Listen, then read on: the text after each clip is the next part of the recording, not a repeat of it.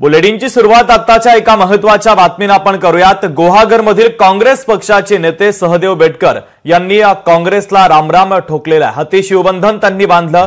मुंबईत मातोश्रीवर त्यांचा पक्षप्रवेश पार पडला तर उद्धव ठाकरे म्हणजे श्रीकृष्ण सहदेव आता श्रीकृष्णाच्या जवळ आला अशी प्रतिक्रिया देखील संजय राऊतांनी दिलेली आहे। कुरुक्षेत्रावरील महायुद्ध आपण जिंकणार, हे शेवटचं मैदान आपल्याला मारावंच लागेल असं देखील राऊतांनी म्हटलंय।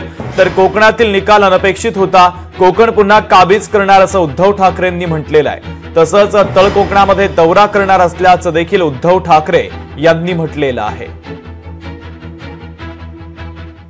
मी कुठेही नाराज नाही, परंतु थोडासा मंडणगडवरून काय घटना घडली आणि आम्हाला रत्नागिरी जिल्हा आम्ही भडकवलं नव्हतं। संपूर्ण बहुजन समाज, ओबीसी समाज आणि सगळा मोठा समाज राऊत साहेबांना, विनायक राऊत साहेबांना सगळ्यांना माहिती आहे आणि ह्याच्यातून दिलेली थोडी बाजूला गेली, नाराजी झाली, म्हणून मी कुठे नाराज झालेलो नाहीये आणि माझ्या कुटुंबावर मी कुठे टीका निंदा काही केलेली नाही।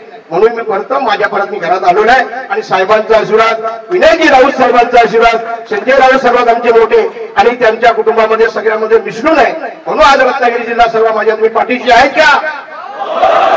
सहदेवराव एवढ्या जोरात बोलले की हा आवाज तळ कोकणापर्यंत गेलेला असेल आणि मला आणखी त्या बोलण्याची आवश्यकता आहे असं मला वाटत नाही। सहदेवराव, तुम्ही आता शिवबंधन बांधलेलं आहे, मध्ये थोडंसं तुम्ही म्हणालात की काही स्थानिक पातळीवरती, या स्थानिक पातळीवरच्या थोड्या कुरकुरी जरी झाल्या तरी आपलं घर तरी सोडायचं। आता परत घरी आलेला आहात, आपल्या घरामध्ये जे कोणी आधी गद्दार होते मी त्यांचा आणि तुमच्यामध्ये फरक एवढ्यासाठी करतोय की तुम्ही निष्ठेने सगळे प्रामाणिक आहेत, निष्ठेने राहिला। सन्माननीय पक्षप्रमुख उद्धवजी ठाकरे,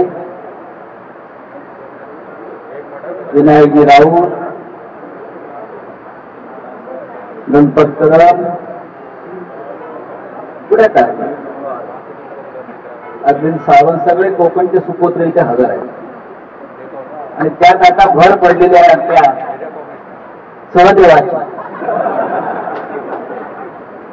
महाभारतातली 3 प्रमुख पात्र इथे उपस्थित आहेत। सहदेवांच्या येण्यानं हे जे नवीन कुरुक्षेत्रावरती महायुद्ध सुरू झालेलं आहे,